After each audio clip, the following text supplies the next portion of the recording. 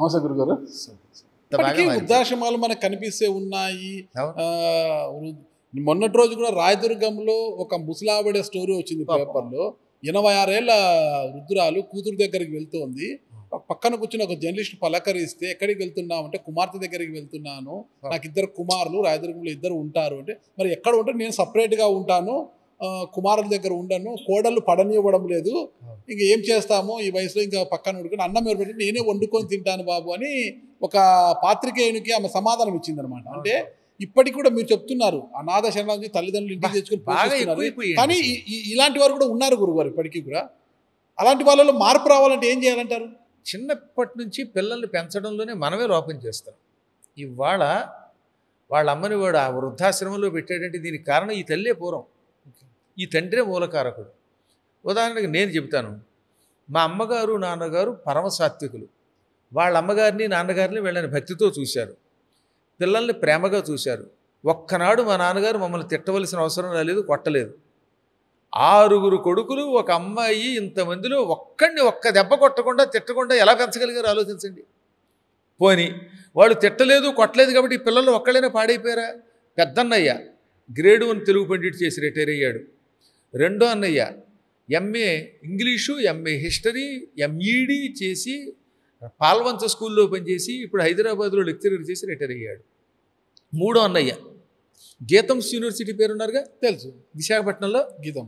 అందులో పీజీలో mathematics professor, MTech వాళ్ళకి పీజీలో మ్యాథమెటిక్స్లో ప్రొఫెసర్గా చేసి రిటైర్ అయ్యాడు 3 ఏళ్ల క్రితం.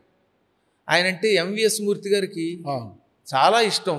ఆయన గోల్డ్ స్పాట్ మూర్తి గారు అంటారే, గోల్డ్ స్పాట్ నేనన్నా మా అన్నయ్య గారన్నా చాలా ఇష్టం. అన్నయ్య గారిని ప్రతిభని ప్రోత్సహించి డాక్టర్ యోగేశ్వర్ గారు ఉండాలి అని ప్రొఫెసర్గా ఉద్యోగం ఇచ్చారు, అందులో ప్రొఫెసర్ చేశారు. ఆయన మనవుడే వైజాగ్ ఎంపీ భరత్ గారు, ఎంబీఎస్ భరత్. చాలా గొప్పవాళ్ళు అండి ఆయన, మహానుభావుడు. ఆయన గురించి ఇప్పుడు మళ్ళీ తలుచుకుంటే ఆయన చేత శతావధానం చేయించారు కూడా విశాఖపట్నంలో. ఓకే, చాలా ఇష్టం నేనంటే, నా పద్యాలంటే ఇష్టం. ఇంకా తర్వాత మా అక్క, ఆవిడే ఎంఏ చేసింది, ఆంధ్ర యూనివర్సిటీకి సంబంధించినటువంటి స్కూల్లో తెలుగు లెక్చరర్ చేసింది. నేను లెక్చరర్ చేశాను. నా తర్వాత వాడు పీజీ చేసి ఎల్ఐసిలో ఉద్యోగం చేస్తున్నాడు. ఆఖరి వాడు ప్రస్తుతం ఫిన్లాండ్లో ఉన్నాడు. ఆయన తిరగని దేశం లేదు, ఎందుకంటే ఎంటెక్ చేశాడు. ఎంఎస్సి మ్యాథమెటిక్స్ ఎంటెక్ చేసి ఆ రోజుల్లో 98లో ఫస్ట్ సాఫ్ట్వేర్ ఉద్యోగాల్లోకి వెళ్ళిన వాళ్ళలో ఆయన ఒకడు. ఇవాళ ఆయనకి నెలకు 3 లక్షల రూపాయలు జీతం. కాబట్టి ఇంతమంది పిల్లలు ఇంత స్థాయికి ఎందుకు వచ్చారు అంటే నాన్నగారి యొక్క ప్రవర్తన వల్ల. ఇవాళ పిల్లల్ని పుట్టగానే దూరం చేసి హాస్టల్లో వారేస్తున్నారు, వాళ్ళని ప్రేమగా చూడరు, ఫోన్లు కొనిస్తున్నారు, వాళ్ళు ఏం చూస్తున్నారో పట్టించుకోరు. ఎంతసేపు బలాత్కారంగా వాళ్ళని చదివించడం తప్ప వాళ్ళని ఒక్కనాడైనా తల్లిదండ్రుల ప్రేమ రుచి చూపించి మనకేసి తీసుకుంటున్నాము మనం, పిచ్చిగారాలు చేయడం తప్ప. పిల్లలని సరియైన మార్గంలో చిన్నప్పటి నుంచి పెంచాలి. రామాయణం, భారతం, భాగవతం ఈ 3 నేర్పితే పిల్లల్లో రాముడి లాంటి పిల్లలు, సీత లాంటి కూతుళ్ళు తయారవుతారు. భీముడు, అర్జునుడు ఇలాంటి వాళ్ళ పాత్రలు తెలియజేస్తే తల్లిదండ్రులు ఎంత గౌరవంగా చూడాలి, ధర్మాన్ని ఎలా నిలబెట్టాలో తెలుస్తుంది. అలా ప్రేమతో పెంచి జాగ్రత్తగా ఉంటే మా అమ్మ ఇంత ప్రేమగా పెంచింది, ఈవిడ్ని వృద్ధాశ్రమంలో చేర్చకూడదు అనుకుంటాడు. కాబట్టి సగం మనలో ఉందండి, సగం సొసైటీలో ఉంటుంది. సినిమాలు కూడా అలాగే తగులడ్డాయి వాళ్ళ కొన్ని. ఒకప్పుడు సినిమా చూస్తే ఆహ్లాదంగా ఉండేది. అసలు ఆ సినిమాలోంచి బయటకు వస్తే ఆ పాతాళ భైరవో, మాయాబజారో, లేకపోతే పెళ్లినాటి ప్రమాణాలు, గుండమ్మ కథో చూస్తే ఎంత ఆనందంగా వచ్చేవారు ఒకప్పుడు. ఇప్పుడు సినిమా అంటే హడలు. నేను 93 తర్వాత మళ్ళీ సినిమా హాలుకి వెళ్ళలేదు, అంతవరకు సినిమా చూడలేదు. అందుకే ఓకే, అసలు 93 తర్వాత సినిమాకి వెళ్ళలేదు, విసిగెత్తిపోయి. ఎప్పుడన్నా అప్పుడప్పుడు వీళ్ళు మా వాళ్ళు చిన్న చిన్న బిట్లు పంపిస్తారు, చూడండి గురువుగారు, చూడండి పొరపాటు కూడా చూస్తే శరీరం మీద నాకే అసహ్యం వచ్చేస్తుంది. ఆ బట్టలు ఏమిటి, ఆ గందరగోళాలు ఏమిటి? కాబట్టి పిల్లల్ని మనం సరిగ్గా పెంచితే వృద్ధాశ్రమాలకు వెళ్ళవలసిన అవసరం ఉండదు. శ్రవణ కుమారుడు గుడ్డివాళ్ళైన తల్లిదండ్రులు కావిడిలో పెట్టి తీసుకెళ్ళాడు. యావత్ జీవితం తల్లిదండ్రుల్ని కృష్ణుడు ఎలా గౌరవించాడు, రాముడు ఎలా గౌరవించాడు, ధర్మరాజాదులు తల్లిని ఎంత ప్రేమగా చూశారు. ఎంత దుర్మార్గుడైన దుర్యోధనుడు కూడా గాంధారికి దండం పెట్టకుండా వెళ్ళలేదు వాడు. కరెక్ట్. దుర్యోధనుడికి పాండవులతో ద్వేషం ఉండొచ్చుగాక, కొన్ని వెకిలి వేషాలు వేయచ్చుగాక, లోలత్వం ఉండొచ్చుగాక, మళ్ళీ తల్లిదండ్రుల దగ్గర వాడు భక్తుడే. అవి మనం పిల్లలకి నేర్పడం లేదు. మనకి పాశ్చాత్య సంస్కృతి వచ్చి కంపు చేసేసింది. వాడికి ఒక గది, వాడికి ఒక ఫోను, వాడికి ఒక టీవీ, అదో పెద్ద ఘనకార్యమా? కాబట్టి సరిగ్గా పెంచగలిగితే మాత్రం నా దగ్గర ఈ మధ్యకాలంలో పురాణములు వింటున్న పిల్లలు తల్లిదండ్రులు మళ్ళీ బాగా చూస్తున్నారండి. కాకపోతే నాబోటివాడు ఒక్కడ ఎంతమందిని బాగు చేయగలడు? మా ప్రవచనం ఏదో వేలల్లోనో మహా అయితే కొన్ని చోట్ల లక్షల్లో పెడుతుంది. 130 కోట్ల జనాభా ఉన్న భారతదేశం అందరినీ ఎవడు బాగు చేయగలడు? ఇంట్లోనే తల్లిదండ్రులే బాగు చేయాలి. మొదటి గురువు తల్లి, రెండో గురువు తండ్రి, అప్పుడు మూడవ గురువు బయట పాఠం చెప్పేవాడు. ఇంక ఈ స్కూల్లో టీచర్లు కూడా ఎలా ఉన్నారు? మా చిన్నప్పుడు గురువు గారు చూస్తే గౌరవం సాష్టాంగ దండ ప్రణామం చేసేవాడు. ఇప్పుడేమో లెక్చరరు అని సిగరెట్ కాల్చడం, వాడితో కలిసి వెళ్ళి ఇద్దరు కలిసి బార్లకు వెళ్ళడం, బీరులు తాగడం. ఇదే కాళ్ళు కడుక్కోడు వాడు. కమ్యూనిస్టులు అయిపోయి ఇష్టం వచ్చినట్టుగా ప్రవర్తిస్తూ ఉంటే ఈ నికృష్టపు చదువులు చదువుకున్నటువంటి వాళ్ళకి ఇంక సంస్కారం ఏముంటుంది?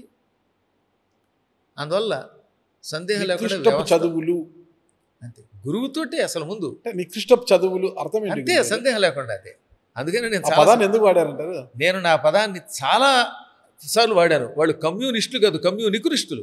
వాళ్ళు అసలు ఎక్కడ ఒక సంస్కారం నేర్పట్లేదు పిల్లల్ని. ఎంతసేపు వాళ్ళ పిల్లలేమో వీళ్ళేమో అమెరికాలోనే అక్కడ చదువుకుంటున్నారా, ఈ పిల్లల్నేమో భ్రష్టులుగా తయారు చేస్తారా?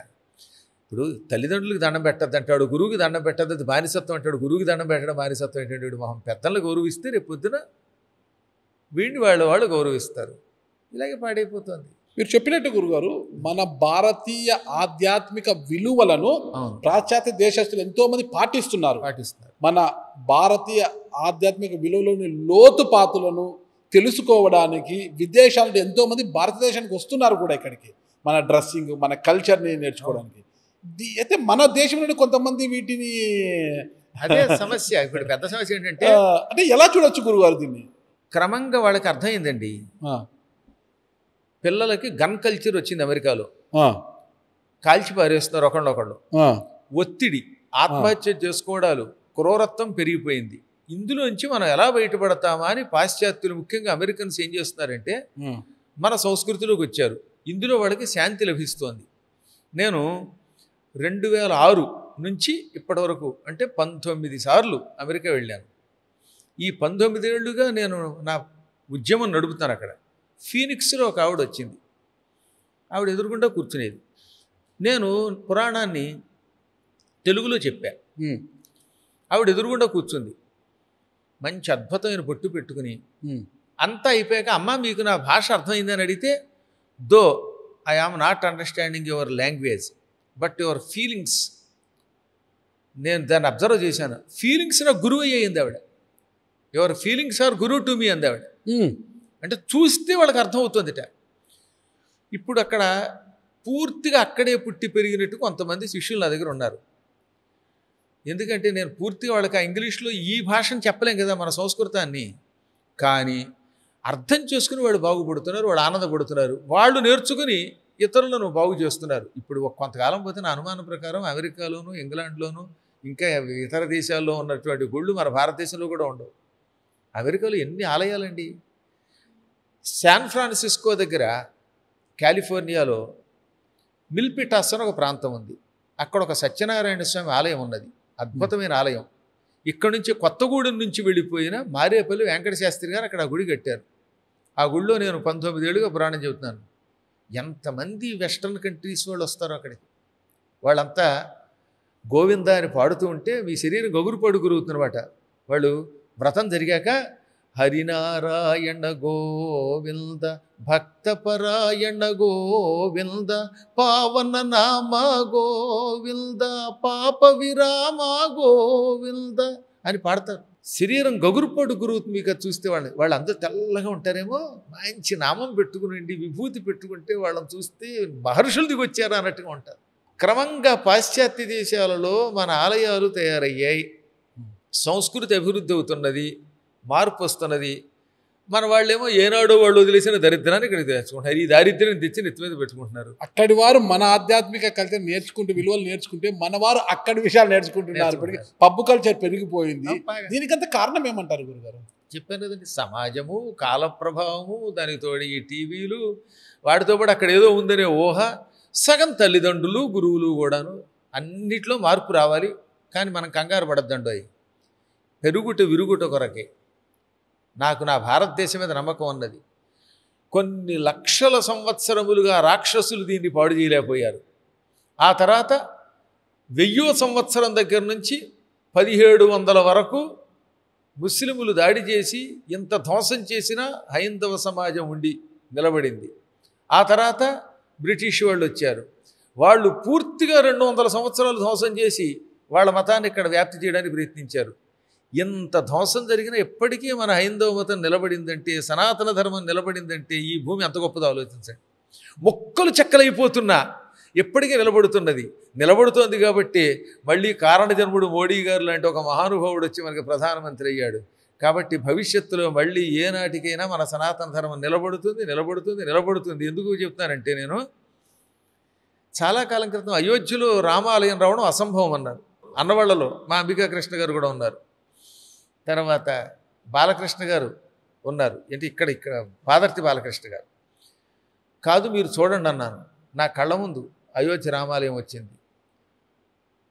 కాశీ విశ్వనాథుని ఆలయం అపూర్వంగా తయారవుతుందని చెప్పాం, అయ్యింది. మధుర రాబోతున్నది. సోమనాథాలయం అద్భుతంగా నిర్మాణం అయ్యింది. భవిష్యత్తులో మళ్ళీ క్రమంగా మన సంస్కృతి అభివృద్ధి అవుతుంది. ఉత్తరప్రదేశ్ డెవలప్మెంట్ కళ్ళారా చూస్తున్నాను. మధ్యప్రదేశ్లో మార్పు వస్తుంది. గుజరాత్ అద్భుతంగా తయారైంది. గ్యారంటీగా ఏపీ కూడా బాగుపడుతుంది. పవన్ కళ్యాణ్ లాంటి ఉత్తములు వారాహి ఉపాసన చేస్తున్నారు. ఆ ఉపాసనా బలం ఎక్కడికి వెడుతుందండి? కాబట్టి ఎవడు అవసరమో వాడిని భగవంతుడు తెచ్చి అక్కడ పెట్టుకుంటాడు. మాకు రాజకీయాలతో సంబంధం లేదు. మా సనాతన ధర్మానికి ఎవడు కొమ్ము కాస్తాడో వాళ్ళని మేము ఆశీర్వదిస్తూ ఉంటాం. ఇప్పుడు సనాతన ధర్మం గురించి ఇటీవల మనం చాలామంది నోట వింటున్నాము. ఒక్కొక్కలా అనువదించుకుంటున్నారు సనాతన ధర్మం అనే దాన్ని. దానికి సరైన నిర్వచనం చెప్పండి గురుగారు. ఏ ధర్మం వల్ల శాంతి లభిస్తుందో, ఏ ధర్మం ప్రపంచంలో ఉగ్రవాదాన్ని ప్రోత్సహించదో, ఏ ధర్మం ఇతరులను సోదరులుగా భావిస్తుందో, గురుర్ బ్రహ్మ గురుర్ విష్ణు అనేటటువంటి ఒక గొప్ప సందేశాన్ని ఇస్తున్నదో దానిని సనాతన ధర్మం అన్నారు. ఇప్పుడు మీరు చూడండి, 100 మంది హిందువుల మధ్యలో ఓ ముస్లిం బతకగలడు, ఓ క్రిస్టియన్ బతకగలడు. వాళ్ళని ఏమైనా చేస్తున్నారు వీళ్ళు ఎప్పుడైనా? మీరు ఒకసారి ఆలోచించండి. మా పీఠం చుట్టూతో అందరూ హిందువులు, మధ్యలో ఒక కిరస్థానవాడు తగులడింది. ఈ కిరస్థానవాడికి ఏదైనా మా వల్ల బాధ వచ్చిందే రాదు. కానీ 5 కిరస్థానం వాళ్ళ మధ్యలో 100 మంది హిందువులు బతకలేరు. వాళ్ళు గందరగోళం చేసేస్తున్నారు. ఒక అపార్ట్మెంట్లో 5 ఉంటే వీళ్ళు బతకనివ్వరు. ఒక 2 ముస్లింలు ఉంటే 10 మంది హిందువులు బతకలేరు అక్కడ. అంటే వాళ్ళ మతాలు క్రూరత్వాన్ని ప్రోత్సహించి చంపమంటాయా లేదా? మరి మతం అలా చెప్పట్లేదే. పొరపాటును కూడా మన మతం వాళ్ళకి పక్కవాడు వస్తే గౌరవించడం లక్షణం. విదేశీయులు వచ్చారంటే మనం ఆనందపడిపోయి షేక్ హ్యాండ్లు ఇచ్చేసి వాళ్ళు వెంట పడతాం. కానీ వాళ్ళు మన అలా ఆదరించలేరు.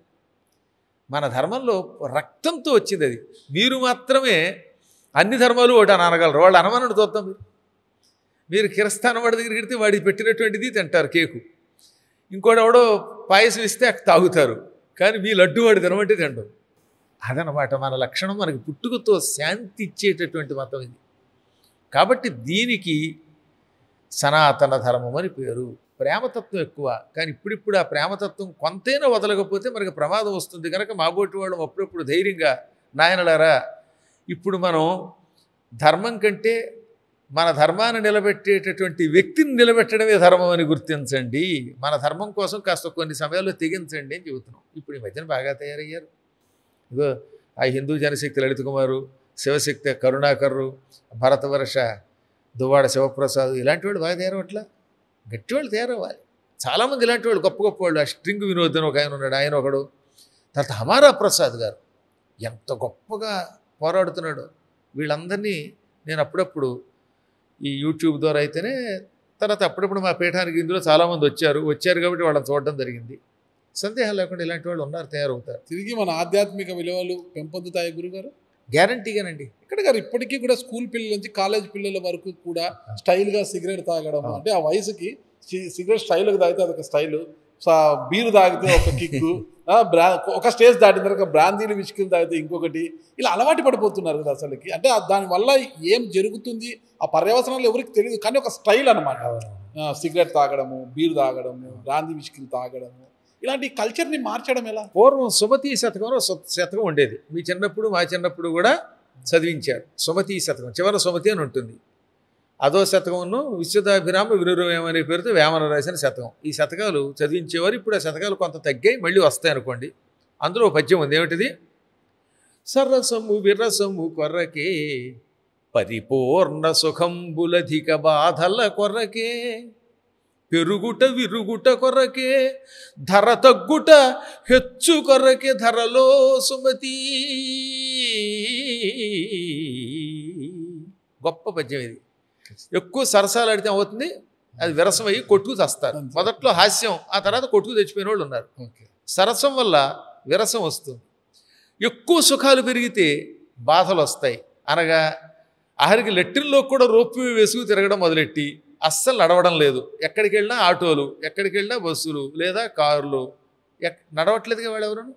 అన్నీ సుఖాలే. సుఖంగా కూర్చోవడం, వాకింగ్ లేదు, వ్యాయామం లేదు, తినడం పడుకోవడం, వంటలు మానేశారు. ఎక్కడి నుంచి చూసినా బయట నుంచి ఆ టమాటాలు ఈ టమాటాలు ఏవో అక్కడి నుంచి తెప్పించు తినడం. దీనివల్ల ఏమవుతుంది? పరిపూర్ణ సుఖాలు అనుభవిస్తే శరీరానికి వ్యాయామం లేకపోతే రోగాలు వస్తాయి, బాధలు వస్తాయి. ఎక్కువ సుఖాలు పెరిగితే బాధలు వస్తాయి. అలాగే పెరిగిందనుకోండి ఏదన్నా విరిగిపోతుంది. చెట్టు బాగా పొడుగ్గా అయిపోయింది, తాడి చెట్టు లేదా కొబ్బరి చెట్టు, పట్మని ఎప్పుడో విరిగి కింద పడుతుంది. మంచి గాలి వచ్చిందని పడిపోతుంది. కాబట్టి ఏదైనా పెరిగితే అది విరగడానికి, ఇంకా ధర తగ్గిందంటే మళ్ళీ హెచ్చడానికి. ఇంతకీ ఎందుకు చెప్తానంటే పెరుగుట విరుగుట కొరకే అనేది ఒక సూక్తి. వ్యసనములు పెరిగాయి, రోగాలు వస్తున్నాయి, క్రమంగా జనాల్లో మళ్ళీ అవేర్నెస్ వస్తుంది. మందులు ఎక్కువ వేశారు, ఎరువులు. ఇప్పుడు మళ్ళీ ఏమంటున్నారు? వద్దు అంటున్నారు. సేంద్రియ ఎరువులే వాడదాము, మళ్ళీ వాడదాం అంటున్నారు. లేదా అందరూ కూడా ఇప్పుడు అమ్మో బాబాయ్ ఎరువులు వాడకుండా ఉండేలా చూద్దాం. ఈ మధ్యన ఎవరైనా ఆవిడకే తెస్తే ఏమంటే ఎరువులు వేయకుండా తెచ్చేవాడి మీకోసం అని పట్టుకొస్తున్నారు. కొంత ఆర్గానిక్ షాప్స్ ఎక్కువైపోయాయి కదా. అలాగే ఇప్పుడు పిల్లల్లో వ్యసనములు ఒక స్థాయి దాటాక అనారోగ్యం వచ్చి వస్తున్నాం అని గ్రహిస్తారు. భయం పట్టుకుంటుంది.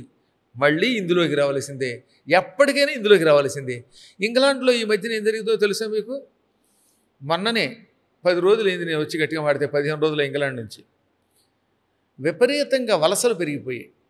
పాకిస్తాన్, బంగ్లాదేశ్, లెబనాన్ మొదలైన వాటిలో ఉన్నటువంటి వాళ్ళని తీసుకొచ్చి అక్కడ పెట్టుకున్నారు. ఒక పాత్రికేయుని ఆధ్వర్యంలో ఒక పెద్ద ఎత్తున ఆందోళన చేశారు. ఆందోళన మొట్టమొదటిగా ఇంగ్లాండ్ చరిత్రలో మొట్టమొదటిగా మీరు ఆశ్చర్యపోయేది ఏంటి తెలుసా? ఓ పేటకి వెళ్ళాం మేము. ఆ ఏరియా లోపలికి పోలీసులు వెళ్ళలేరు. పాత బస్తీ, హైదరాబాద్ పాత బస్తీలో ఉంది అది. నాకు ఆశ్చర్యం కలిగింది. అక్కడికి ఎవడని పెడితే పోలీసులు కూడా చంపేస్తున్నారు వాళ్ళు.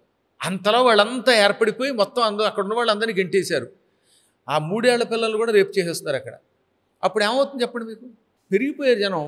ఇప్పుడు అక్కడ పెద్ద ఉద్యమం వచ్చింది. వీళ్ళందరూ పోయేదాకా వాళ్ళతో పాటు మిగతా వాళ్ళ భారతీయులు కూడా గంటేసే స్థితి వచ్చింది చివరికి. కాబట్టి ఎక్కడైనా వ్యసనములు పెరిగి పిల్లవాళ్ళు పాడైపోతే మళ్ళీ బాగు చేయడం కోసం ఎవడో ఒకడు పడతాడు, ఉద్యమం తయారవుతుంది.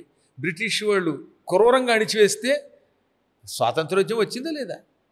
అందులో ఒకళ్ళిద్దరు పేర్లు అంటే బయటకు వచ్చాయి. కానీ అసలు ఎంతమంది భగత్ సింగ్ లాంటి వాళ్ళు, ఆజాద్ చంద్రశేఖర్ లాంటి వాళ్ళు, లాలా లజపతి రాయ్ లాంటి మహానుభావులు, గోపాలకృష్ణ గోఖలే లాంటి వాళ్ళు, బాలగంగాధర తిలక్ లాంటి వాళ్ళు, ఎంతమంది లక్షల మంది చచ్చిపోయారు.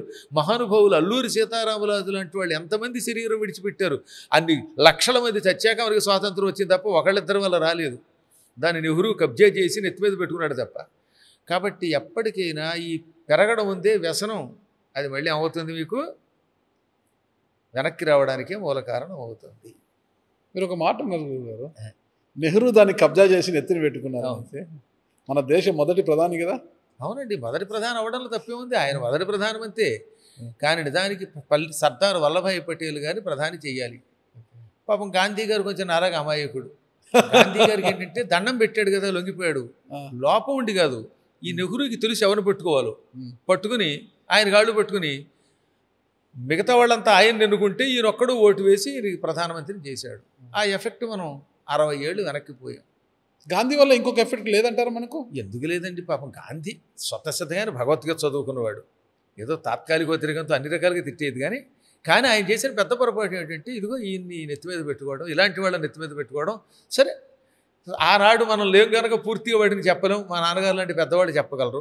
ఆధ్యాత్మికంగా మన భారతదేశంలో మార్పులు రావాలి, పెరుగుట విరుగుట కొరికే అని మీ నాన్న మార్పు రావాలని నేను కూడా ఒక పౌరుడిగా కోరుకుంటున్నాను గురుగారు.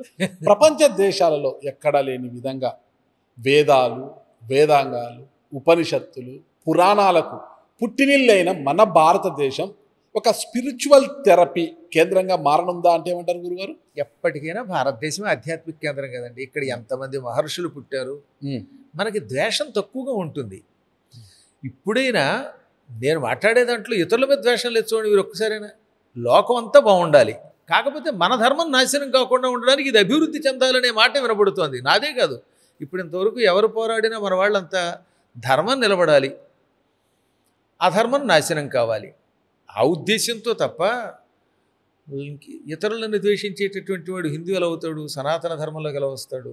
కాబట్టి మనది శాంతియుతమైనటువంటి మార్గం, అత్యంత పవిత్రమైనది. శాంతిగా ఉన్నాను కదా అని నన్ను వచ్చి చంపేస్తూ ఉంటే నన్ను చంపేయండి నేను చచ్చిపోతాను అనకూడదండోయ్. వేసిపారేమన్నాడు కృష్ణుడు. అందుకే అర్జున మీ వంశాన్ని నాశనం చేసేస్తున్నారు వాళ్ళు, నువ్వు యుద్ధం చేయకపోతే మీ వాళ్ళు అందరూ చచ్చిపోతారు. మీ ఆవిడ కట్టుకొట్లు ఇప్పాడు ఆ దుర్మార్గుడు దుశ్శాసనుడు, ప్రోత్సహించినవాడు దుర్యోధనుడు, పక్కన ఉన్నవాడు కర్ణుడు, ఈ యుద్ధానికి మూలకారకుడు ఆ శకుని. ఇటువంటి దుర్మార్గుల దగ్గర ఏమాత్రం కృప చూపించకు, జాలి చూపించకు, బంధువులు ముసలాళ్ళు పెద్దాళ్ళు అనుకోకు, కొట్టిపారేయి అన్నాడంతే. ఒక క్రూర జంతువు వచ్చింది, ఓ సింహమో పులే. ఆ పులి మీ ఇంట్లో పడింది, మీ కళ్ళ ముందు మీ ఇంట్లో వాళ్ళందరినీ చంపేస్తూ ఉంటే శాంతి పులి శాంతి అని దండం పెడతారా మీరు? ఒకసారి ఆలోచించండి. భయపడి పరుగులు పెడతాం, లేదా మారణాయుధంతో చంపాలని ప్రయత్నం చేస్తాం. లేదని చెప్పాలంటే భయపడడం కంటే కూడా అయ్యో మా వాళ్ళని చంపేస్తుందనే ఉద్దేశంతో ముందు మీద పడతారండి. మరీ పిరికాడు సన్నాసిని పక్కన పెట్టేయండి. ఎందుకు పనికిరాని చవట నపోసకుడు అని కూడా అనకూడదు. పాపం వాళ్ళు మహానుభావులు, వాళ్ళని ఎందుకు అనడం. కానీ మరీ చవట అయితే తప్ప నేనే ఉన్నాను, నాకు ఏమీ వ్యామోహం లేదు, కానీ నా కళ్ళ ముందు నా భార్యామణినో నా పిల్లల్లో ఏ క్రూర మృగమో చంపడానికి ప్రయత్నిస్తే ముందు దాని మీద పడి పిసికి అవతల బారేస్తాను. అవునా? అంత ఉత్సాహం వస్తుంది ఆ సమయంలో మనకి. అలాగే ఎవడన్నా పిచ్చి వేషాలు వేస్తే ఇంత శాంతంగా ఉన్నటువంటి సన్యాసులు కూడా మీద పడతారు. అగస్త్యుడు అని ఒక మహర్షి పేరు ఉన్నారా? అగస్త్యుడు కేవలం పండు, అగస్త్య మహర్షి చాలా గొప్పవాడు. ఆయన భార్య లోపాముద్ర. పండు తిని గాలి పీల్చుకుని మంచినీళ్ళు తాగి తపస్సు చేసుకునే మహాత్ముడు. కానీ ఇల్వలాసురుడు, వాతాపి అని ఇద్దరు రాక్షసులు ఉన్నారు ఆ కాలంలో. వాళ్ళు దండకారణ్యంలో అడుగుపెట్టి ఋషుల్ని చంపుతున్నారు. అప్పుడు ఈయన కావాలని వెళ్ళి వాళ్ళిద్దరిని చంపి పారేశాడు. చంపి అవతల పారేశాడు ఋషి. పరశురాముడు 3 ఏళ్ళు 21 పర్యాయములు ఆ రోజుల్లో ఉన్నటువంటి రాజుల్ని నరికి పారేశాడు. ఎందుకు పారేశాడు? వాళ్ళ నాన్నగారిని ఒక రాజుగారు వచ్చి చంపినందుకు. కార్తవీర్యార్జునుడు వాళ్ళ నాన్నగారి జోలికి వచ్చినందుకు, ఆ కార్తవీర్యార్జునుడు కొడుకులు వచ్చి వాళ్ళ నాన్నగారిని చంపినందుకు ఆగ్రహోదగ్రుడైపోయాడు. వాళ్ళమ్మ ఏడుస్తూ ఉంటే, అమ్మ పాలకులు ఇంత దుర్మార్గులుగా ఉంటారా, అయితే వీళ్ళ అంతం చూస్తానని గొడ్డలు వేసుకుని 3 ఏళ్ళు 21 పర్యాయాలు వేసి పారేశాడు. అలా ఉండాలి మనం. కాబట్టి మనం గుర్తుపెట్టుకోవాల్సింది ఏంటంటే ఎప్పుడూ శాంతిగా ఉందాం. కానీ మన కుటుంబాన్ని నాశనం చేస్తున్నప్పుడు, మన పక్కన మన సమాజాన్ని నాశనం చేస్తున్నప్పుడు విజృంభించకపోతే వాడు చేతగాని వాడు అవుతాడు. అది కూడా ధర్మ మార్గంలో. మళ్ళీ చట్టానికి వ్యతిరేకంగా వెళ్ళకూడదు. ఎప్పుడైనా చట్టాన్ని, మన పార్లమెంటుని గౌరవిస్తూ మన ధర్మాన్ని నిలబెట్టుకోవాలి. ఇప్పుడు ఆ రోజుల్లో విధానం వేరనుకోండి. కాబట్టి ఎప్పుడైనా గుర్తుపెట్టుకోవాల్సింది ఏమిటంటే, తానున్న దేశం, ఆ దేశానికి ఉన్నటువంటి విలువల్ని కాపాడుకుంటూ మన ధర్మాన్ని కాపాడేటటువంటి లక్షణం మన వాళ్ళల్లో ఉంది కనుక మన సనాతన ధర్మం మళ్ళీ ప్రపంచానికి ఆధ్యాత్మిక మార్గం అవుతుంది. ఎంతమంది వాగుతున్నారు, అనవసరంగా ఒక్క ముక్క మాట్లాడతారు మన ప్రధానమంత్రి గారు. కానీ అవసరం వచ్చినప్పుడు మాట్లాడతాడు ఆయన. చేయవలసిన పని చేసుకుంటూ పోతూ ఉంటారు. అలా చేసుకుపోదాం మనం కూడా. ఒకవైపు ఆధ్యాత్మికంగా పెరుగుతూనే ఉంది రోజు రోజుకి. మరోవైపు సైన్స్ కూడా పెరుగుతుంది గురుగారు. జ్వరం వచ్చినా ఏమొచ్చినా ఫస్ట్ ఆసుపత్రికి వెళ్ళాలి. డాక్టర్ ఇచ్చే మందులను, డాక్టర్ పరీక్షల తర్వాత తీసుకునే ప్రికాషన్స్ బట్టి మనకు జబ్బు తగ్గుతుంది. అయితే ఈ జబ్బులు తగ్గడానికి కూడా ఆధ్యాత్మికతతో కూడా రోగాలను నివారించవచ్చా అంటే ఏమంటారు గురుగారు? మన మంత్రశాస్త్రాన్ని అర్థం చేసుకుంటే సగం అర్థం మనకి సందేహాలు తీరుతాయి. పూర్వజన్మ కృతం పాపం వ్యాధి రూపేణ బాధతే. ఈ శ్లోకం శ్రద్ధగా అందరికీ వినిపించాలి. పూర్వజన్మ కృతం పాపం వ్యాధి రూపేణ బాధతే తచ్ఛాంతిరౌషధై మంత్రై హోమై జపైశ్చ దానైశ్చ. పూర్వజన్మలో చేసిన పాపం ఈ జన్మలో రోగరూపంలో పట్టుకుంటుంది. పూర్వజన్మలో పాపం చేయడం అంటే ఇంత పూర్వజన్మే కాదు, ఈ జన్మలో కూడా ఒక 10 ఏళ్ల క్రితం చేసింది కూడా పూర్వజన్మే. పూర్వజన్మ ఆ జన్మే ఈ జన్మ కూడా. అనగా 1వ ఏడు నుంచి 10వ ఏడు వరకు నువ్వు చేసిన పాపపుణ్యాలే ఈ జన్మలో, అంటే తర్వాత 10 నుంచి 20 మధ్యలో రోగాల రూపంలో వస్తాయి. రెండు రకాలుగా అర్థం చెప్పాలి ఇక్కడ. ఇతరులకు హాని చేయటం, దొంగతనాలు చేయటం, వ్యసనాలు పాలవటం ఇదొక పాపం. రెండవది శరీరాన్ని నిర్లక్ష్యం చేసి వ్యసనాలు పాలవడం కూడా. 1వ సంవత్సరం నుంచి 10వ సంవత్సరం వరకు వీడు వ్యాయామం చేయలేదండి, అడ్డమైన గడ్డి బజార్లో తిన్నాడు. అప్పుడు ఏమవుతుంది? 10 ఏళ్ల తర్వాత ఒకేసారి రోగం రాదు, కానీ 10 ఏళ్ల తర్వాత రోగం వస్తుందా లేదా, బయటపడుతుందా లేదా? మీరు ఇంట్లో వంట మానేసి రోజు హోటళ్ళ మీద పడి తింటే శరీరం పాడైపోతుందా లేదా? ఇది కూడా పూర్వజన్మ పాపమే. దీనివల్ల ఒక రోగం వచ్చింది. ఈ రోగమునకు ముందు శాంతి ఏమిటి, ఉపశమనం ఏమిటి, రోగం ఎలా తగ్గుతుంది అంటే ముందు ఔషధములని చెప్పారు మన పురాణాల్లో. మందే వేసుకోవాలి. భగవంతుడు వైద్యుల్ని సృష్టించాడు. వైద్యులు విష్ణు స్వరూపులట. వైద్యో నారాయణో హరిహి. ఆ రోజుల్లో ఆయుర్వేద వైద్యులు ఉండేవారు. వీళ్ళు విష్ణు స్వరూపులు. ఎప్పుడైనా డాక్టర్ గారు అంటే డాక్టర్ గారు సామాన్యుడు, ఎంత కష్టపడితే డాక్టర్ అయ్యాడు కాబట్టి ఆయన విష్ణు స్వరూపుడు. ముందు అక్కడికి వెళ్ళుము, మందు వేసుకునుము. మందు వేసుకున్నా పూర్తిగా తగ్గదు, దానికి వెళ్ళి కొంత ఉపశమనం మంత్ర జపం చేయుము. తర్వాత హోమం చెయ్యి, జపం చెయ్యి, దానం చెయ్యి, వ్యాయామం చెయ్యి అన్నాడు. ఇవన్నీ చేస్తేనే రోగం తగ్గుతుంది. భీష్ముడికి ఒళ్ళంతా బాణాలు గుచ్చుకున్నాయి, తెలుసు కదా మీకు ఆ విషయం. అర్జునుడు కొట్టిన బాణాలు, ఇంకా తక్కిన వాళ్ళు కొట్టిన బాణాలతో ఒళ్ళంతా ముళ్ళబందిలో ఉన్నట్టు ఆయన కింద పడిపోయాడు. అప్పుడు వైద్యులు వచ్చారు. ఎందులో ఉంటుంది ఇది? మహాభారతంలో భీష్మ పర్వంలో ఉంటుంది. వైద్యులు వచ్చి, మహాత్మా మీరు అంటే మీ ఒంటికి పసరు పూసి బాధ కలగకుండా ఈ బాణాలు లాగేస్తాం.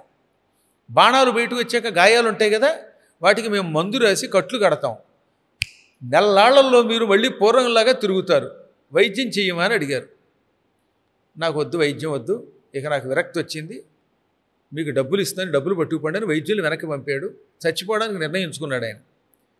అక్కడ వాళ్ళు అన్నమాట ఏంటో తెలుసా? ఎముకలు విరిగిపోయిన వాటికి కూడా మేము పసరు పూసి కట్లు వేస్తే నెల్లాళ్లలో సరి అవుతాయి అన్నారు.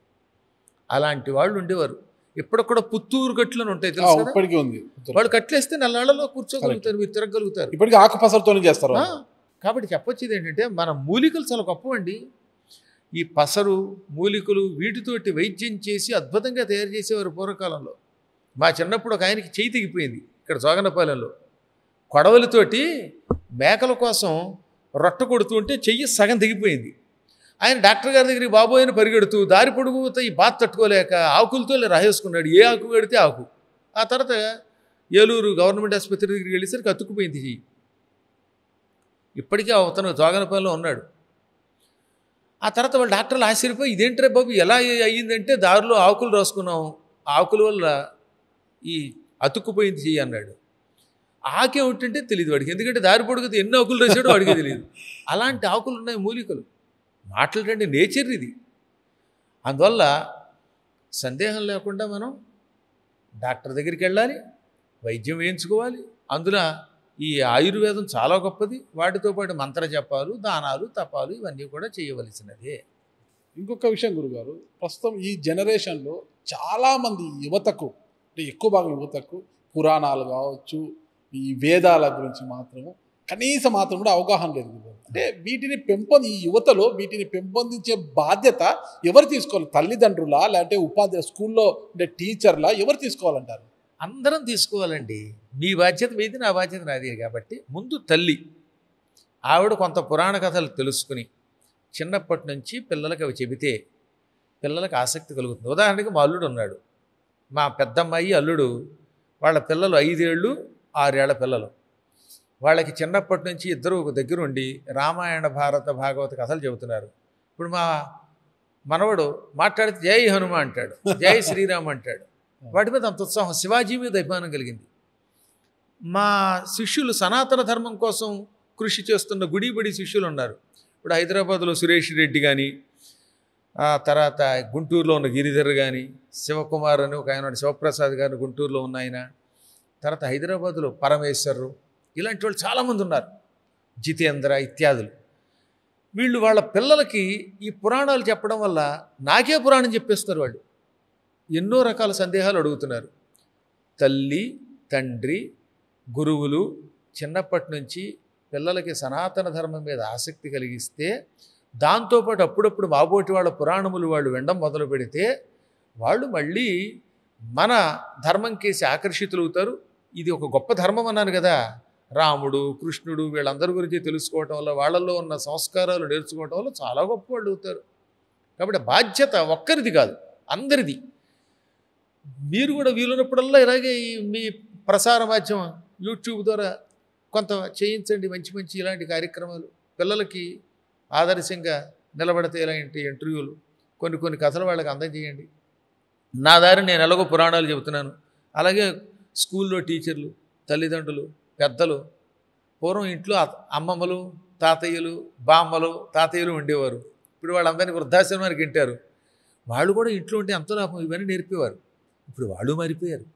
తాతగారు కూడా వాట్సాప్లే, అందులో పిచ్చి పిచ్చి డ్యాన్సులు చూస్తున్నారు. వాళ్ళు కూడా పిల్లల్ని సరైన మార్గంలో పెడితే పిల్లలు సందేహం లేకుండా గొప్పవాళ్ళు అవుతారు. పిల్లల్ని మార్చే బాధ్యత చిన్నప్పటి నుంచి మన మీదే ఉన్నది. థ్యాంక్ యూ గురువు, చాలా మంచి విషయాలు చెప్పారు. Thank you.